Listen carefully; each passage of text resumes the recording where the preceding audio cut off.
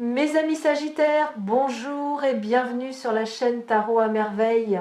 Pour votre tirage général, ceux qui me découvrent, soyez les bienvenus. J'espère que vous allez bien. Allez, c'est parti. Vous avez failli ne pas cliquer sur cette vidéo. Quelque chose en vous a hésité, peut être même que vous avez scrollé, que vous êtes passé devant et puis quelque chose vous a ramené ici. Une impulsion, un picotement. Ce genre de sensation qu'on ne peut pas expliquer avec la logique mais qu'on reconnaît avec le cœur. Et c'est exactement de cette sensation-là que nous allons parler. Parce que cette même impulsion, ce même picotement, c'est le signal que quelqu'un est en route vers vous. Pas quelqu'un que vous attendiez, pas quelqu'un que vous aviez prévu, quelqu'un d'impossible. Et quand je dis impossible, je ne parle pas d'une personne imaginaire ou d'un fantasme.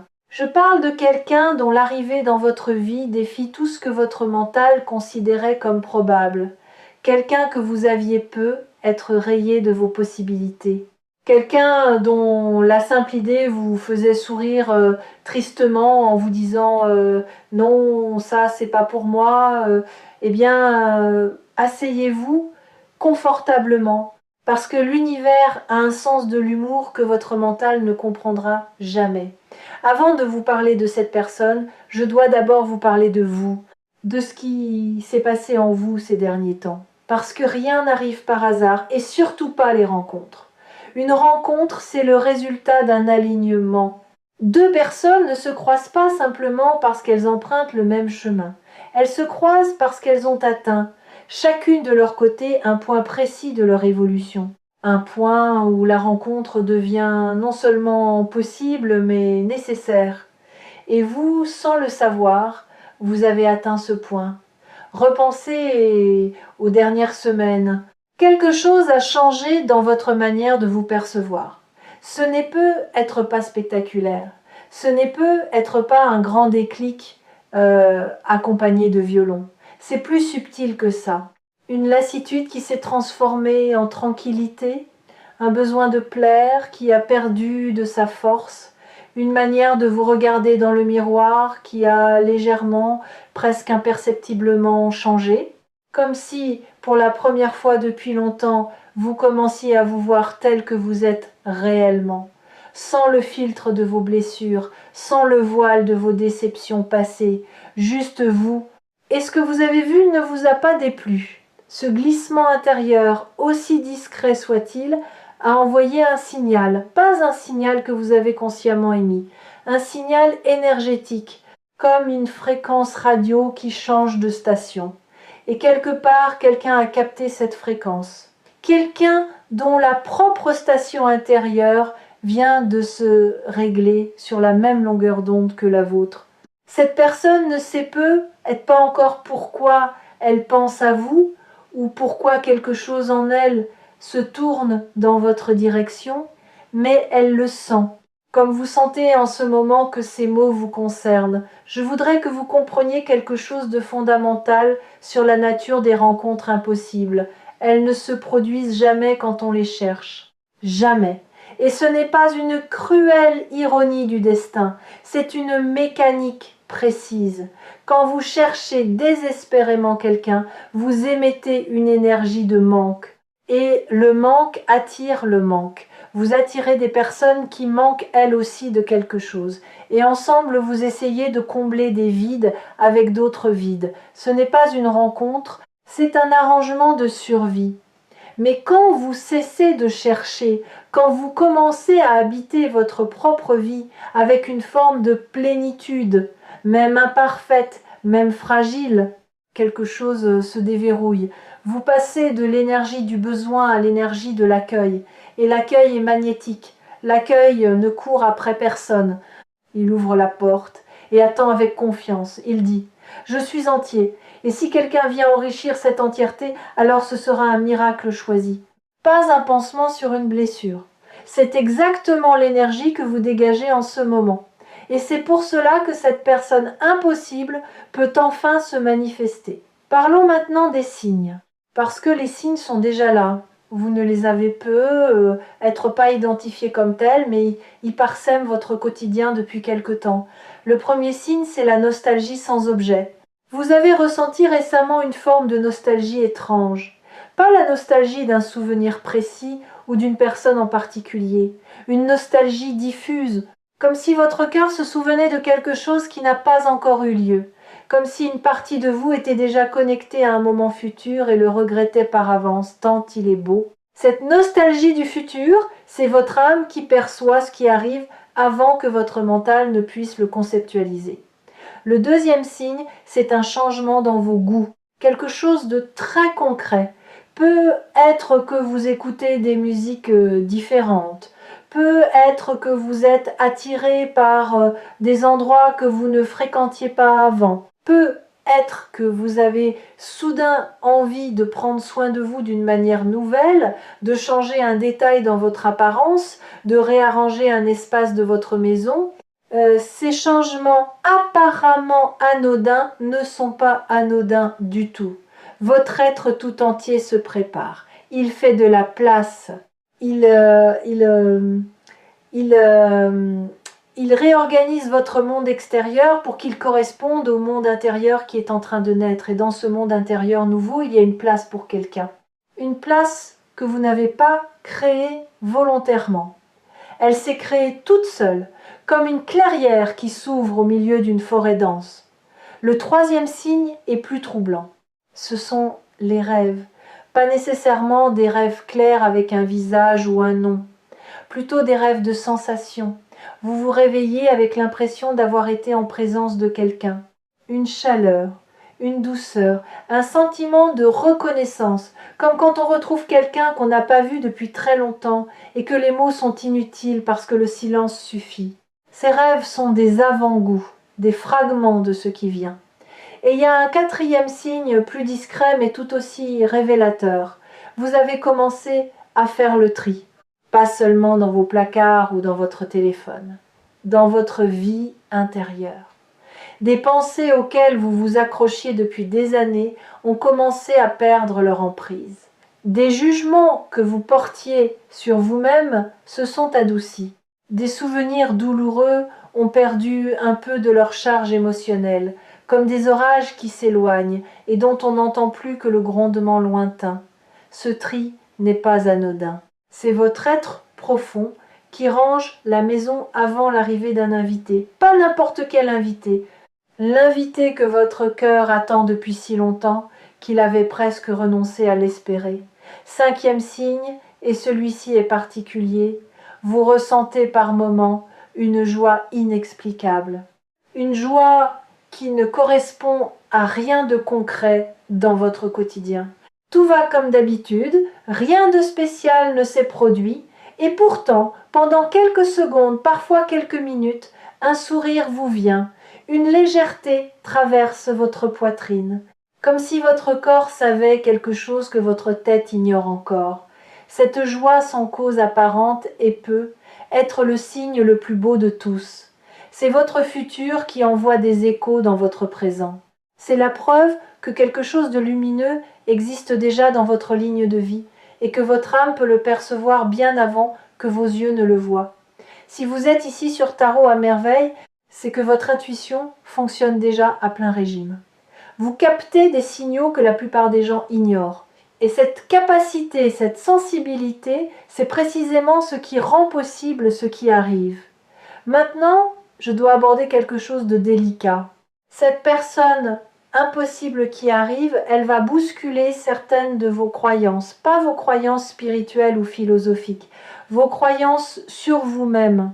Les histoires que vous vous racontez depuis des années sur ce que vous méritez, sur ce qui est réaliste, sur le genre de personne qui pourrait vouloir de vous, ces histoires, vous les avez construites à partir de vos expériences passées. Chaque déception a ajouté une brique au mur. Chaque rejet a renforcé la structure. Et aujourd'hui, ce mur vous semble aussi solide que du béton. Mais voici ce que le béton ne sait pas. Il suffit d'une seule fissure pour que tout s'effondre. Et cette personne, cette rencontre impossible, c'est la fissure. Pas une fissure destructrice, une fissure libératrice. Celle par laquelle la lumière va entrer dans un espace que vous gardiez scellé depuis trop longtemps vous allez résister, c'est normal. Quand quelque chose de beau se présente après une longue période de privation, le premier réflexe n'est pas la joie, c'est la méfiance, c'est le doute. C'est cette petite voix qui murmure « Attention, c'est trop beau pour être vrai ». Cette voix n'est pas votre ennemie. Elle est la gardienne de vos anciennes blessures. Elle fait son travail. Elle essaie de vous protéger, mais sa protection est devenue votre prison. Et il est temps de lui dire, avec douceur, avec gratitude même, merci de m'avoir protégé. Mais je n'ai plus besoin de cette protection. Je suis prêt à recevoir. Recevoir, c'est un verbe que vous avez désappris, vous savez donner, vous savez soutenir, écouter, porter, consoler. Mais recevoir, c'est autre chose. Recevoir demande une forme de vulnérabilité qui vous terrifie, parce que recevoir, c'est admettre qu'on a besoin. C'est ouvrir les mains au lieu de les garder fermées. C'est accepter que quelqu'un puisse vouloir prendre soin de vous, non pas parce que vous êtes faible, mais parce que vous le méritez. Ce réapprentissage du recevoir est déjà en cours. Chaque moment où vous vous autorisez un plaisir simple, chaque fois que vous acceptez un compliment sans le minimiser, chaque instant où vous laissez quelqu'un faire quelque chose pour vous sans culpabiliser, vous entraînez ce muscle.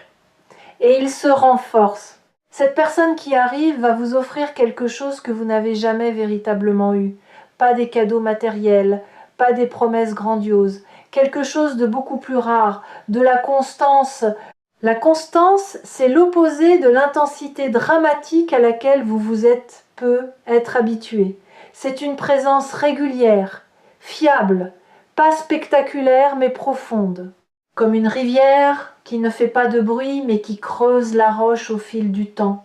Vous avez peu être confondu l'amour avec le spectacle, avec les montagnes russes émotionnelles, avec le feu d'artifice suivi du silence.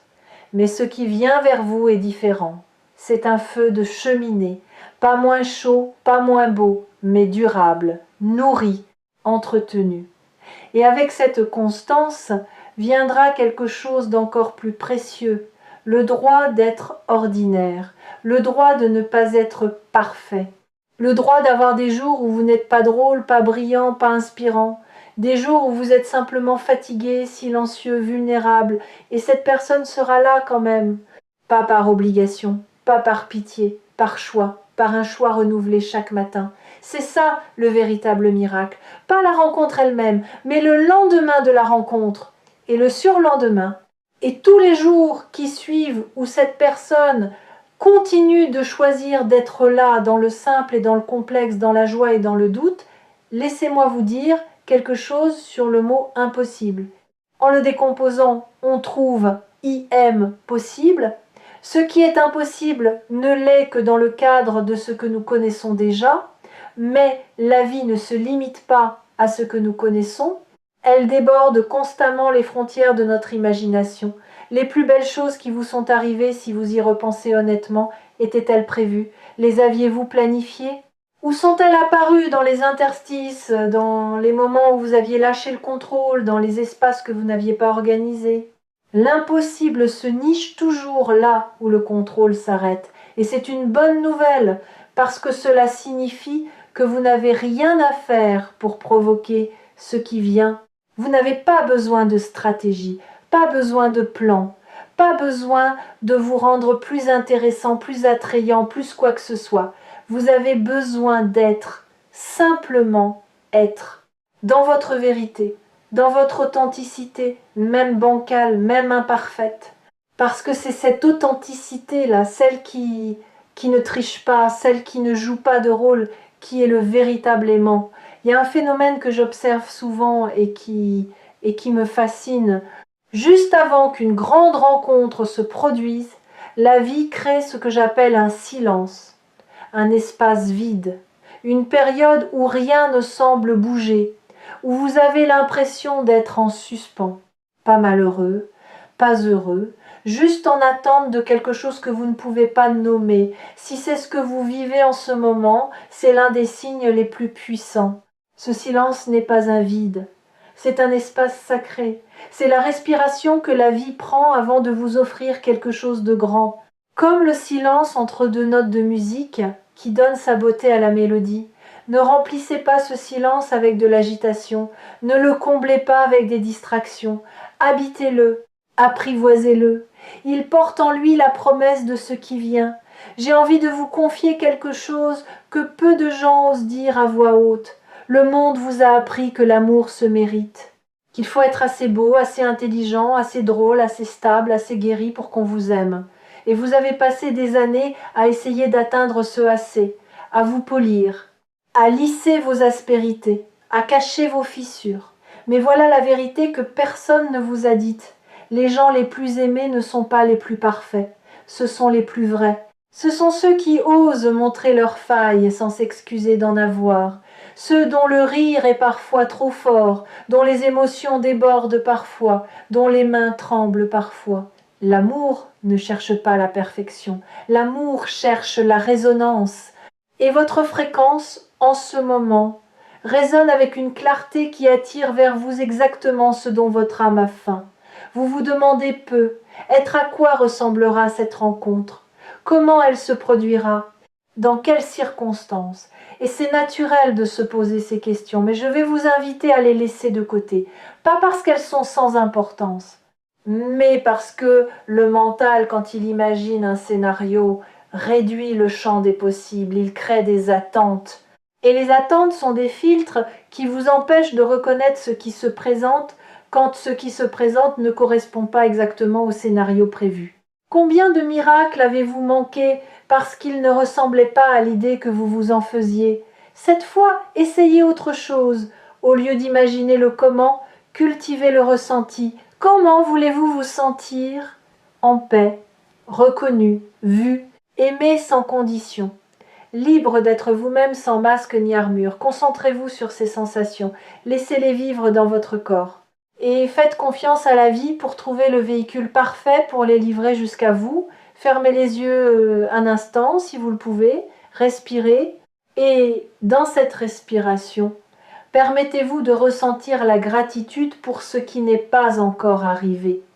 C'est un acte de foi puissant. Remercier pour quelque chose qui n'existe pas encore dans votre réalité tangible, c'est envoyer un message clair à l'univers. Je crois en toi. Je fais confiance au timing. Je sais que ce qui m'est destiné ne peut pas me manquer, et que ce qui me manque ne m'était pas destiné. Cette foi n'est pas de la naïveté. C'est la forme la plus élevée d'intelligence émotionnelle, celle qui comprend que la vie a une sagesse propre, une logique qui dépasse la nôtre, et que notre rôle n'est pas de tout contrôler, mais de tout accueillir. Il y a quelque chose d'autre que je perçois pour vous, un lien avec le pardon. Pas le pardon au sens religieux ou moral, le pardon comme acte de libération personnelle. Il y a dans votre passé une blessure relationnelle que vous portez encore, pas comme une plaie ouverte, plutôt comme une cicatrice qui tire parfois, qui rappelle sa présence quand le temps change. Cette blessure a formaté votre manière de vous approcher des autres. Elle a installé des mécanismes de défense si subtils que vous ne les voyez même plus. Vous les prenez pour votre personnalité alors qu'ils sont des réponses à la douleur. Pour que cette personne impossible puisse véritablement entrer dans votre vie, il faut assouplir ces mécanismes. Pas les supprimer d'un coup, les assouplir, les rendre flexibles, comme on étire un muscle raide le matin. Et la clé de cet assouplissement, c'est de reconnaître que la personne qui vous a blessé n'est pas la personne qui arrive, ce sont deux êtres distincts, deux histoires différentes, deux énergies qui n'ont rien en commun. Si vous accueillez la nouvelle personne à travers le filtre de l'ancienne blessure, vous ne verrez pas qui elle est, vous verrez un fantôme. Et on ne peut pas construire avec un fantôme. Le pardon ici n'est pas pour l'autre, il est pour vous. Il est le geste qui dit « Je refuse que mon passé dicte mon avenir. Je refuse que la douleur d'hier réduise la joie de demain. Je mérite une page blanche, et je me la donne maintenant. Ce qui rend cette rencontre véritablement miraculeuse, ce n'est pas la personne elle-même, c'est ce qu'elle va déclencher en vous. Un effet miroir d'une puissance rare. Cette personne va vous montrer par sa simple présence des aspects de vous-même que vous aviez oubliés ou reniés, des qualités que vous aviez enterrées sous des couches de prudence, de la tendresse que vous aviez durcie pour vous protéger, de l'espièglerie que vous aviez étouffée pour paraître sérieux, de la passion que vous aviez mise en sourdine pour ne pas déranger. En sa présence, ces parts de vous vont refaire surface, naturellement, sans effort, comme des fleurs qui s'ouvrent quand le soleil revient. Et vous allez vous redécouvrir, vous allez vous dire « Tiens, j'avais oublié que je pouvais rire comme ça. J'avais oublié que je pouvais être aussi léger. J'avais oublié que la vie pouvait avoir ce goût-là. » Et savez-vous ce qui va se passer ensuite? Les gens autour de vous vont le remarquer. Pas parce que vous leur direz quoi que ce soit, mais parce que la lumière se voit. Quand quelqu'un retrouve une part de lui-même qu'il avait perdue, ça se lit dans ses yeux, ça s'entend dans sa voix, ça se ressent dans l'énergie qu'il dégage quand il entre dans une pièce. Certains seront heureux pour vous, d'autres seront déstabilisés, parce que votre transformation leur renvoie un miroir sur ce qu'ils n'osent pas encore faire dans leur propre vie. Ne vous laissez pas freiner par leurs réactions. Votre chemin n'a pas besoin de la permission des autres, il a besoin de votre fidélité à vous-même, à votre vérité, à ce mouvement intérieur qui vous pousse vers l'avant même quand le monde vous invite à rester sur place. Ce n'est pas cette personne qui vous rendra heureux, c'est la version de vous qu'elle éveille qui porte ce bonheur. La nuance est essentielle. Le bonheur ne vient jamais de l'extérieur. Il vient de l'intérieur et parfois il a besoin d'un catalyseur pour se manifester. Cette personne est le catalyseur, mais la matière première, c'est vous. C'est toujours vous. Si vous êtes fidèle au message de Tarot à merveille, vous avez compris depuis longtemps que la vie n'est pas une série d'événements aléatoires, c'est une conversation. Un dialogue permanent entre votre monde intérieur et le monde extérieur. Et ce que vous vivez en ce moment, cette anticipation, cette sensation que quelque chose approche, fait partie de cette conversation. L'univers vous murmure quelque chose. Et votre seul travail, votre unique responsabilité, c'est de rester assez silencieux pour entendre. Dans les temps qui viennent, voici ce que je vous invite à faire. Pas une liste de tâches, pas une méthode en 5 étapes, juste une intention, l'intention de rester ouvert. Quand une opportunité se présente, même petite, même insignifiante en apparence, dites oui. Quand quelqu'un vous tend la main, prenez-la. Quand votre intuition vous pousse vers un lieu, une activité, une conversation, suivez-la sans demander pourquoi. Parce que les miracles ne sonnent pas à la porte avec une pancarte. Ils se glissent dans les détails, dans les marges, dans les moments que vous auriez pu ignorer si vous n'étiez pas attentif. Cette personne impossible va peu apparaître là où vous ne l'attendez pas. Dans un contexte que vous n'aviez pas envisagé, sous une forme que vous n'aviez pas imaginée.